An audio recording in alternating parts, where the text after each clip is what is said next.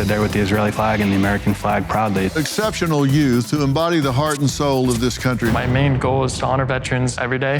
Allison has autism and epilepsy. I was the first Miss USA organization title holder to compete with a service dog. Competitors thought you had an extra advantage. People didn't realize that I need my dog to survive, not to win. I wanted to change the world with that stand. You're now running an $11 million business.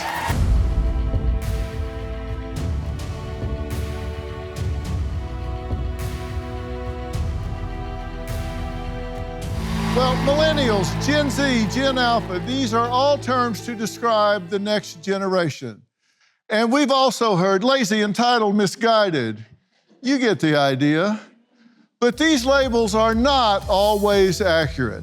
So tonight, we're gonna shine a light on young people with bright minds, great character, and exponential potential.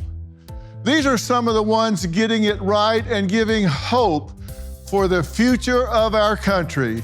Thank God.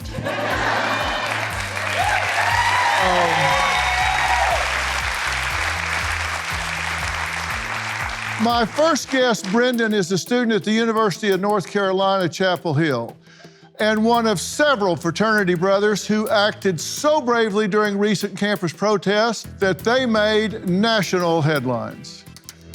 There were students and non-students that were camped out in the middle of the quad of our campus, calling for a ceasefire in Israel, holding up signs that protested the war, but also had a lot of anti-Semitic rhetoric written on it. I had brought an Israeli flag, and one of my fraternity brothers showed up, and I was like, do you want to hold this flag with me? And he was like, yeah, let's do it. Had a lot of people come up to us, scream at us, tell us we don't belong there, that we should kill ourselves. We watched the protesters surround the American flag, take it down, and put the Palestinian flag up.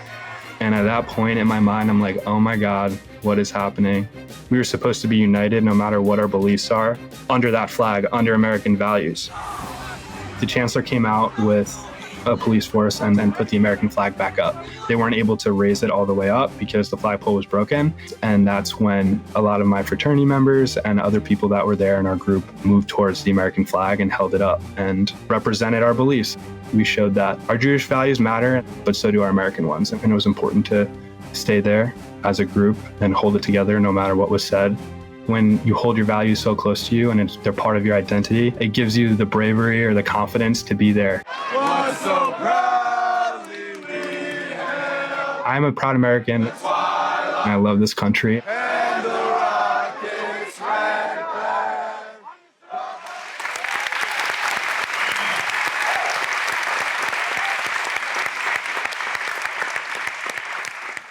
Well, you say you're a proud American, and America is proud of you, including me. Let me tell you something. Brendan says after October 7th attacks, students began chanting, Hamas is us, we are Hamas. So it's like, we are terrorists, terrorists are us. How did that fit in your ear? It didn't. Yeah, I mean, it was very hard to hear that on my campus, on a place where I'm supposed to feel safe, supposed to feel that I should be proud of my Jewish identity. And when you hear that, it's like, that's the exact antithesis of everything I believe in. And it was hard that students were there supporting that. I mean, after that, I wear this bracelet. It used to say, I stand with Israel. It obviously washed off, but after that, I realized how important it was to, stick to my beliefs and my identity and be proud of being a supporter of Israel. Yeah, I'm shocked at things we're hearing on college campuses, and it's okay for me to sit here and be shocked. You were in the middle of it, and this all happened after 5 days of encampment on the university, right? I mean, it was right in the middle. Yeah.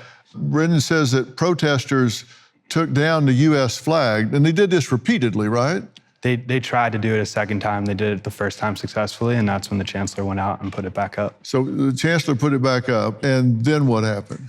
And then eventually they left because the flagpole was broken. And me and my fraternity brothers were like, okay, this can't happen. We can't let it touch the ground. We can't let them take the flag. And we stood there with the Israeli flag and the American flag proudly. It's what we believed in. It's part of who we are.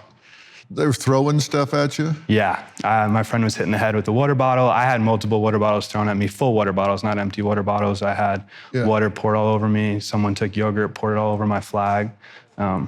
and it was a really tough situation. It never even occurred to you to walk away and give in to the pressure?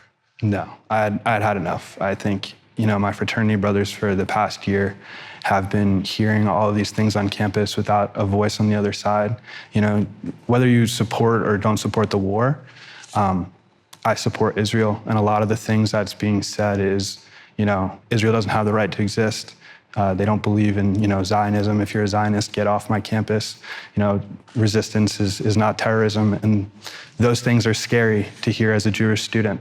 And that day, we weren't just there to support Israel. We were there to support the Jewish community that was still grieving October 7th, the community that has felt silence since October 7th, that they can't support what they believe in, and, the hostages that are still being held in Gaza. And that's important to all of us. And we were there that day, and nothing was going to stop us from representing that and our beliefs.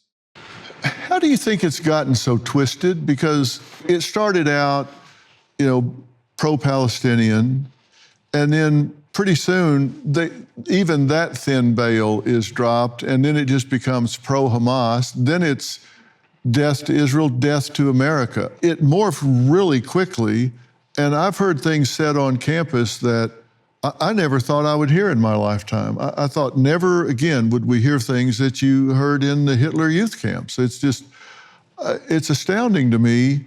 They can't understand what they're talking about. These are people that I actually agreed on a lot of things with, the social justice movement and everything that went on. And those same people are saying these things that scare me, scare a lot of Jewish people, and make us feel that, we can't speak up.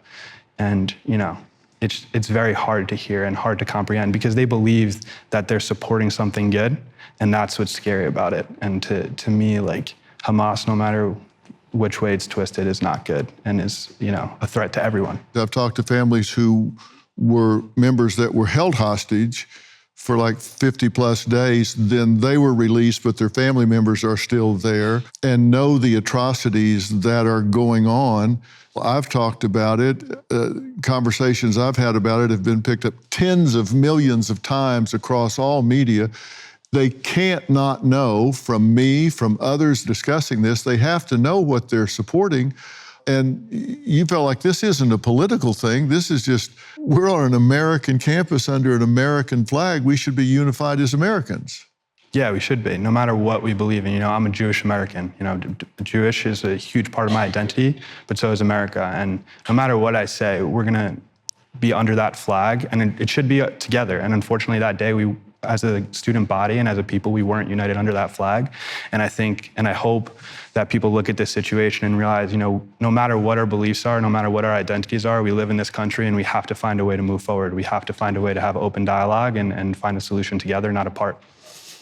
I interviewed the prime minister in Israel, and he said, you hear them say from the river to the sea, and pointed out, here's the river, there's the sea, everything in between is what they want to wipe off the face of the earth. That's Israel. Yeah. Do you think they understand what they're saying? I don't know. I think some of them do. I think a lot of them, again, think that they're supporting a good cause. And, a lot of the people that support this cause have supported other good movements. And so they trust them, even though that they might not be as educated or know as much about this movement as they did as others. And it's scary, Israel is supposed to be a safe place, for everyone, for Jews. And when they say they don't want that and they want all of the Jewish people gone and in their own land, what am I supposed to feel as a Jewish student on campus? How am I supposed to feel welcome? Exactly. Well, coming up, more than $500,000 has been donated in support of the patriotic fraternity brothers. A special message from a country superstar next. We're talking to some of America's exceptional youth who embody the heart and soul of this country. Now, Brendan, along with several fraternity brothers, proudly defended the American flag when Hamas sympathizers, I can't even believe I'm saying that, Hamas sympathizers tried to take it down on his college campus. A GoFundMe was started to reward them and raised more than $500,000.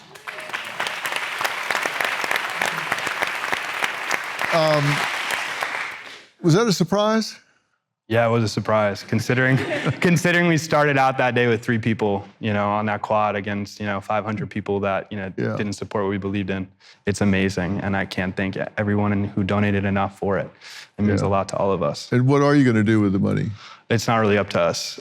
We don't have control. I think they're trying to throw a party. We hope that money can be used to, go to what we believe in. Yeah. And so. The group's efforts to hoist the American flag caught the attention of country superstar John Rich. Hello, Dr. Phil. When I saw the pictures of the young men from UNC holding up the American flag when protesters were attempting to tear it down, I was so struck by that image. It's easy to paint with a broad brush and say patriotism is lost. It's not true. And these young men proved that. So I was so moved by what they did. I said, love to have you a free concert. I'll show up and play. And that turned into a huge tidal wave of support. Lee Greenwood, Big and Rich, Gretchen Wilson, Aaron Lewis, and a bunch of others started calling and said, we'd all like to be a part of that. So we are going to celebrate these boys September the 2nd on Labor Day. We're calling it Flagstock. How about that? It's going to be a good time celebrating their patriotism, their courage. I could not be more proud of these young men. So John Rich is going to throw you a party, but it's going to be for free, so it doesn't take up any of the money.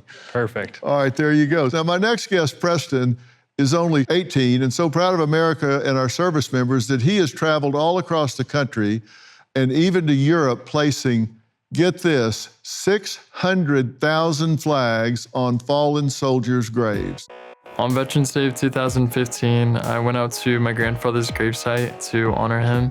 Once I placed the flag, I started walking throughout the cemetery, realizing that none of the other veterans were being honored. I kept on complaining, and my mom told me, Preston, if you're complaining about something, you have to do something about it.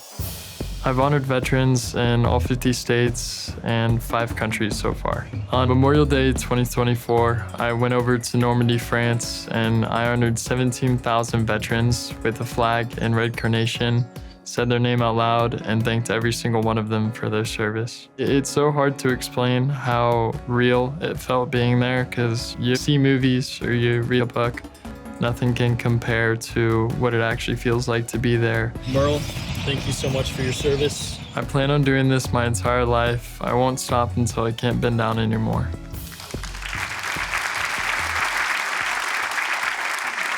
You went to the cemetery and you saw something you just didn't like. It was on Veterans Day. It was like right after school. My mom took me to go there. And when I started walking around the cemetery, I realized that none of the other veterans were honored like I was able to do for my grandfather. And something inside of me, I don't know, 10-year-old Preston, I don't know what happened, but it made me really frustrated, really mad that our veterans are there laid to rest. They risked their lives and gave their lives for us, and they weren't being honored. So I went home. I was running around the house trying to ask what chores I could do to make money to go out to the store and buy more flags to honor veterans, and it just kept on going from there. That is so great. Now, you also do something that I think is really special and really important, and it has to do with their names. What do you do about that? Yeah, whenever I place a flag and a red carnation on a veteran's gravesite, I make sure to say the veteran's name out loud and then thank you for your service. And the main reason I do that is so the veteran isn't forgotten. It's like something I got taught in the very beginning of this. If you say a veteran's name out loud, that veteran won't be forgotten. And I always want to make sure that we remember every veteran that has served us. We just saw the gravestone there of James W. Gibson. And, you know, it may have been 50 years, 75 years, but you say their name out loud, and it means they're not an environmental non-event. They're now an event. Something has occurred in the world, and that's important to you. Yeah, because it's not hard to honor veterans. Anyone could do it. And I think that my main goal is to honor veterans every day and not just on holidays. Yeah. And I'm just trying to get more people to realize that. Yeah, wow. That's great. Don't you think these are 2 great examples of young men? Man, I'll tell you what. All right. Coming up, from 2 bee stings to an 8-figure business, how a teenager has blossomed into a young mogul and is inspiring others every step of the way. We'll talk about that after the break. Hi, Dr. Phil. My name is Tiffany Gay. I'm a 17-year-old high school student. From a young age, I've been incredibly passionate about science and technology, especially as it's being used to make a difference in our world. I've been inventing for as long as I can remember, developing lots of projects along the way. Upon recognizing one of my family members had a degenerative vision disorder, I recognized the need for an adaptive technology that would help those with visual impairments navigate and understand their environments. I developed a system that uses LiDAR sensors to topographically map an environment and send signals to a visually impaired user in the form of vibrations. My work has shown that our generation has incredible potential to shape the global sphere. Through innovation and advocacy, we're making strides to create a world that is better for us all. Well, from innovation to inspiration, now, my guests tonight are some amazing young minds. Now, Michaela was just 4 years old when she turned lemons into lemonade. After a sore encounter with bees, she turned their stings into sweet success. Me and the Bees is a story of how I turned lemons in the form of bee stings into a national lemonade company with the mission of saving the bees.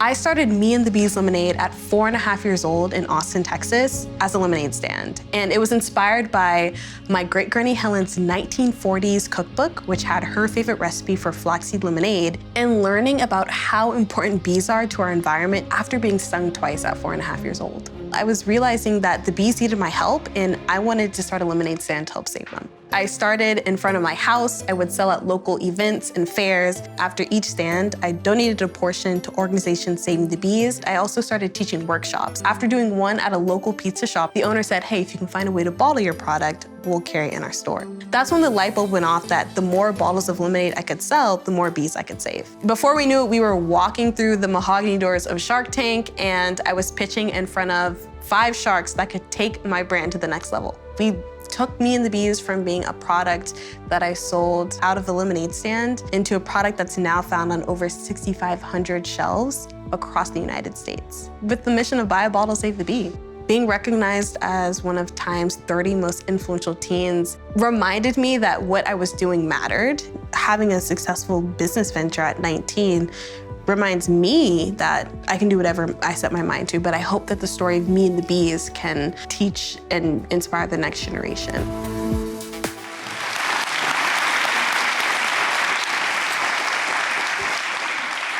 Well, Michaela is 19 and started business when she was 4. And this was after getting stung twice, right? Yes, I got stung on my ear and I got stung on my neck. They were both not so fun experiences, but I turned something, pretty great out of it. Yeah, I will say, you're now running an $11 million business.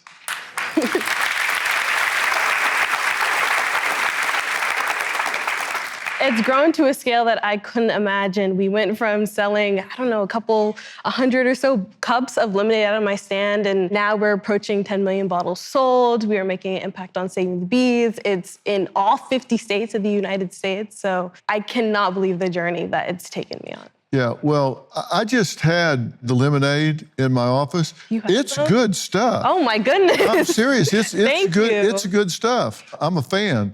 Now, you actually did your homework and found out that honeybees are one of the most important pollinators that we have for fruits, vegetables, and crops. They're incredibly important. So when I first started, I was shocked to find out that a third out of all the food that we eat is pollinated by the bees. So around 85% of the crops grown in America. And it's not just fruits and vegetables, it was all of the foods that we eat, from the milk, which is like cheese, milk. Milk is made by cows. Cows eat a plant called alfalfa, and bees pollinate that plant called alfalfa. So I was finding out that there's links to bee pollination all throughout our diet, but they were dying at an alarming rate due to increased pesticide use, loss of habitat, and so many other factors. And I wanted to do what I could to save them. So I decided, like any kid would, I wanted to start a lemonade stand, and I wanted to change the world with that stand. Yeah, I had a lemonade stand once.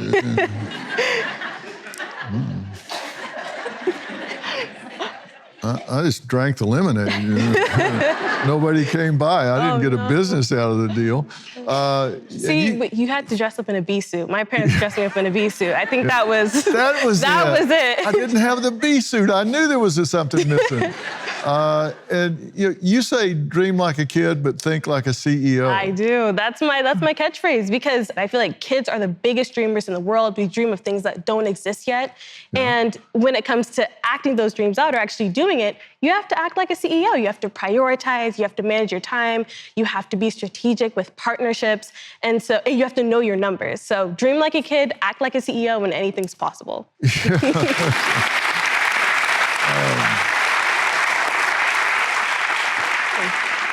Yeah, I'm feeling a whole lot better about our future. Me too. Everybody in the audience is going home with a bottle of Michaelas Me and the Bees lemonade. And trust me when I tell you firsthand, you are going to love it, because it's lemonade that's sweetened with honey from the bees, right? Yep, sweetened with honey, and it's flaxseed, and our motto is buy a bottle, save the bee, so it's going towards a good cause, and it's a family-run business. Yeah, so buy a bottle, save the bees. Come on. All right, coming up, Miss Dallas Teen, who holds a special title with the Miss USA organization. We're going to find out why next. My next exceptional young guest is breaking barriers on beauty standards. Now, Allison has autism and epilepsy, and when a stranger doubted her potential, she made it a point to prove them wrong. I was the first Miss USA organization title holder to compete with a service dog. My pageant journey started kind of out of an act of spite. A stranger felt the need to tell me that disabled people can't be pageant girls. So I decided to compete, and I had no experience with pageants whatsoever. It was 2 weeks before the pageant, and I didn't expect to win. I just wanted to prove to that woman that I could do it while having a disability. So it was kind of shocking when I did win. I was diagnosed with epilepsy when I was 16. Brady is my seizure alert dog. Competing with a service dog is very out of the ordinary. It's never been done before in the Miss USA system. At first was pretty embarrassed. It was kind of all eyes on me. It actually ended up being the best thing ever. It broke a lot of barriers in the pageant world. After winning the pageant, I came to the realization that a lot of people don't understand seizures and epilepsy, and I really wanted to make a difference. So I got with the Epilepsy Foundation and started giving speeches. I also speak on what it's like to handle the stigma against service dogs. Competing in the pageant not only taught me, but everyone around me, that just because you're disabled doesn't mean you can't achieve your goals. It just means there will be added obstacles that others around you might not face. But that doesn't mean it's impossible.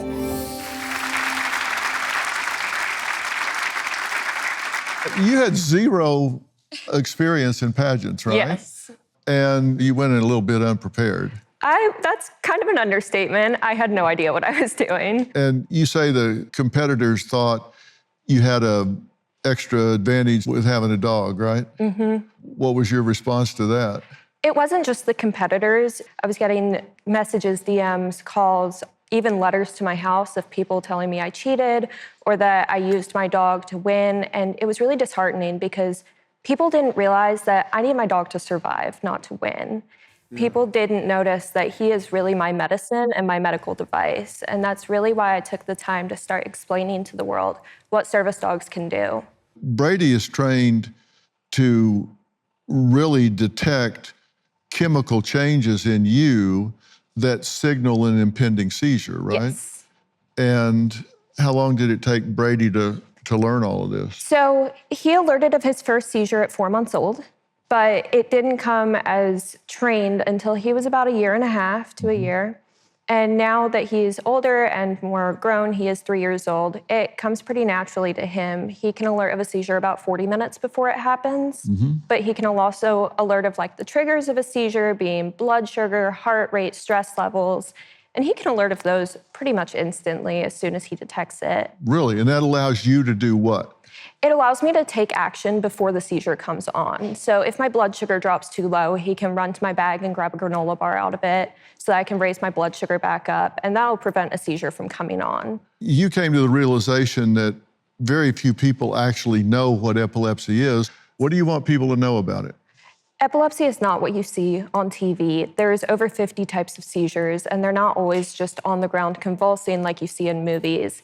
And it came as a shock to me to find out that people would be worried about me with the lights because they thought that was the only seizure trigger, when in reality, that only affects 7% of epileptics. Right. Most epileptics have other triggers, me included. So people didn't realize that I'm not going to be on the ground convulsing when I have a seizure. Mine are usually just staring off into space, and I have memory loss after it, or migraines, or partial blindness. But people don't know that because they're not educated on it. Right. And so you're working to change that. Yes. And you are. I mean, look at all of the attention you've brought to this. I did clinical psychology and medical psychology as well, and my specialty was within brain and central nervous system. And working with people about epilepsy, I found a lot of people experiencing epilepsy that didn't even know that's what was going on with them. Yes. They had it and didn't know it. And so they couldn't do anything to try to control the seizures or to mitigate the seizures. And a lot of them would continue to do things they shouldn't be doing. Yes. Because they didn't realize what was happening to them. So even people that have it don't know it. I went the first 16 years of my life without realizing I had it. I was born with it, but it wasn't until a psychiatrist actually noticed that I was seizing while I was in her office. For 16 years, I was told I was anxious.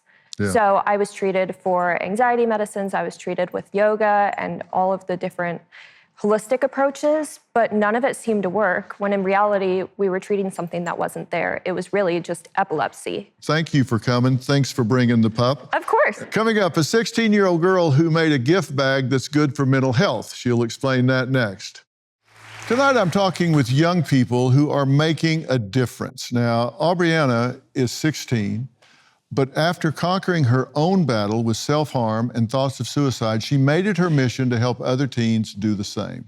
Self-harm for me started at the age of 11. I just moved to Vermont. I had no friends. I ended up getting severely bullied to the point where I was cutting on my arms, and I had thoughts of suicide, which would start years of counseling. 2024, at the age of 16, I'm proud to say that I'm 2 years clean of self-harm. I started the Orange Ribbon Project to spread awareness. As someone who struggled with self-harm, I'm like, okay, I know the techniques, I know what to look for. Why don't I use that experience and that knowledge for good? We give trigger bags, which have anxiety techniques, but it also has information to professional help that the person can reach to at any time. I've been in pageants since I was a baby. My most recent pageant was for Miss Vermont 2024. I ended up getting first runner-up, which was amazing. I am very thankful for Miss Vermont because it did allow me to have a larger voice, because what I'm doing works.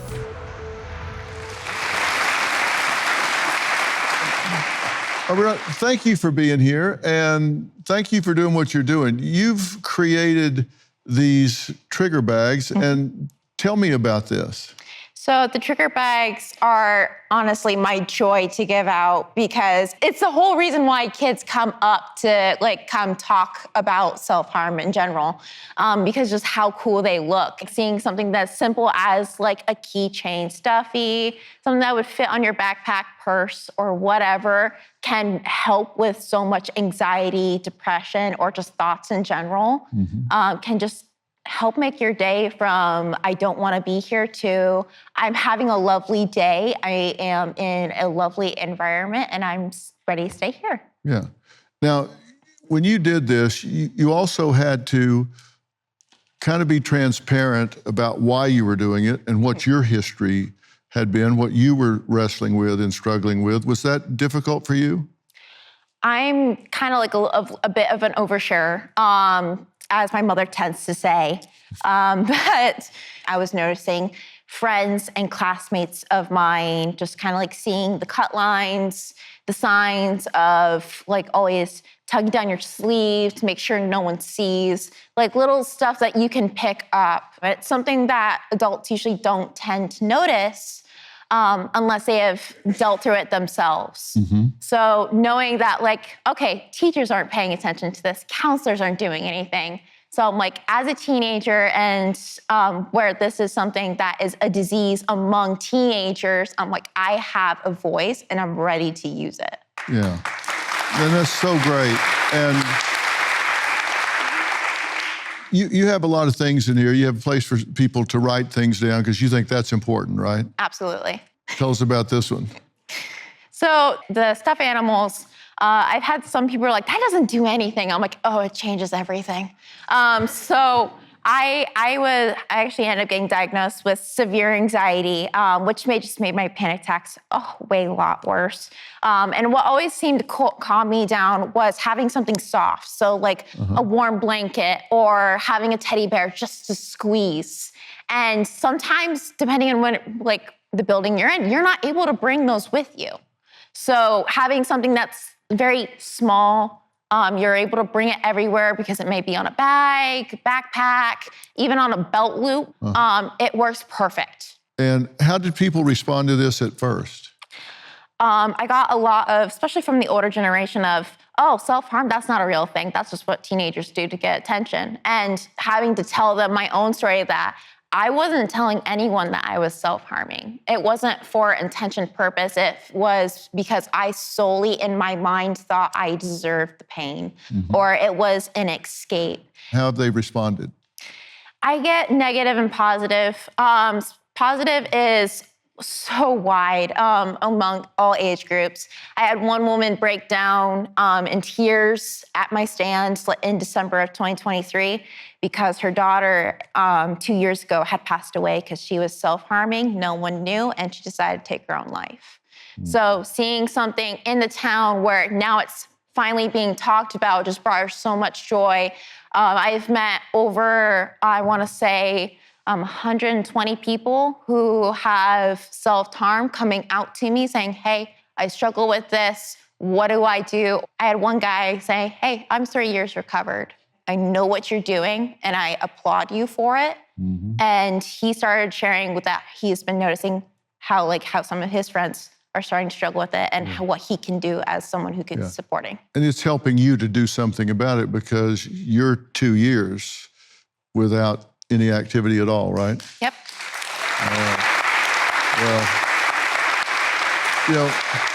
And I think the important thing to think about is you start from a blank slate and come up with something that makes a difference. And that's what I applaud you for, is having the initiative and the creative to do something that gets people thinking about it, talking about it, and something to use in those critical moments. And I applaud you for that. I hope you keep up doing it. Thank you so much. All right, coming up, a 6-year-old, so intelligent, he's one of the youngest members of Mensa. Next. Tonight, we're talking about the best of the next generation. And at just 6 years old, Chandler is one of the youngest members of the High IQ Society, Mensa, and already planning on a career in medicine. Hi, Dr. Phil. My name is Chandler, and I'm a genius. Chandler started reading when he was 1 year and 9 months old. There was this little book that I always would read to him. It is a last but of toast. He started pointing and reading it. When I started school, it was one of my best days of my life. For the IQ test, he got a 132. We decided to test him for Mensa because I knew he had the academic ability to get in. He just needed to go through the proper procedures in order for it to be official. Take a deep breath in and cough. I want to be a medical doctor because I want to help people when they're sick. My hopes for my son is to have a meaningful life doing what he enjoys, not what he has to do.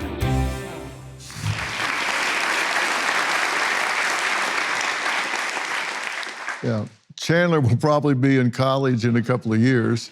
I had the honor of going back myself recently to give a commencement speech to graduates of the education program at Pepperdine University.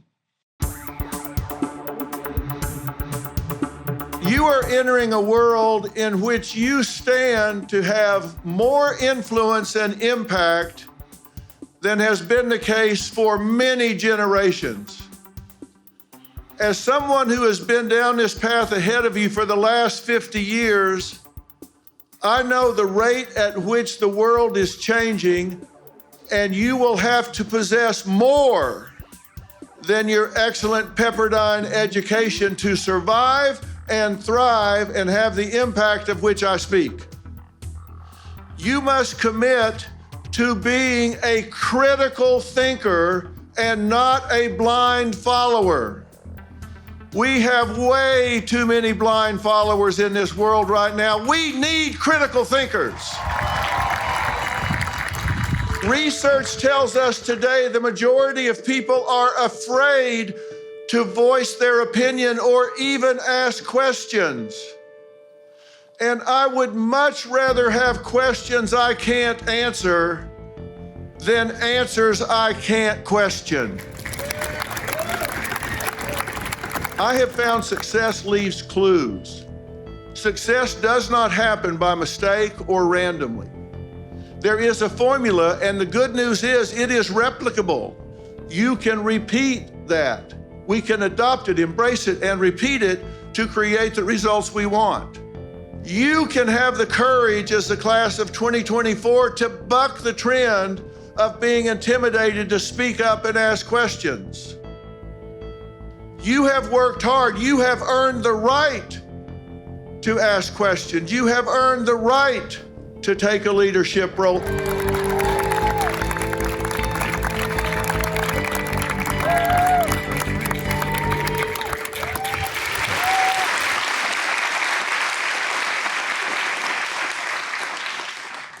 My final thoughts after the break. You know, there was one thing that was consistent among every one of these amazing young people that we just met. Every one of them were action-oriented, right? Think about that. Every one of them were doing something in the world. It's really about taking action towards some known outcome. If you decide what I want, the objective I have is out there, and I want that, then they take action towards that. And I promise you, nothing great ever will happen to you on the screen of your telephone. Nothing great will ever happen to you when you're looking here on your iPad, your computer, your phone, that two-dimensional. Great things only happen in the world.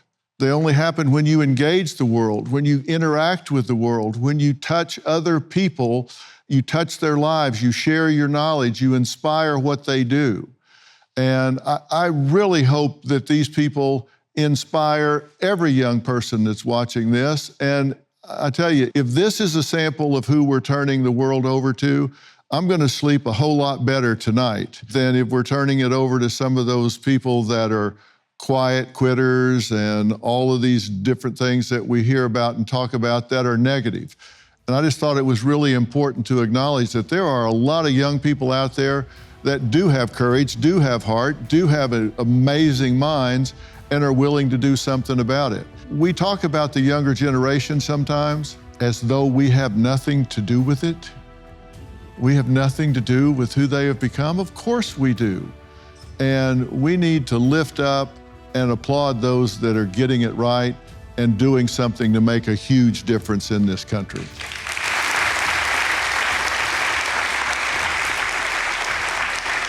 I just think all of you guys are absolute inspirations. Thank you for taking the time to come here. Thanks for sharing your story. We'll see you next time. Thank you.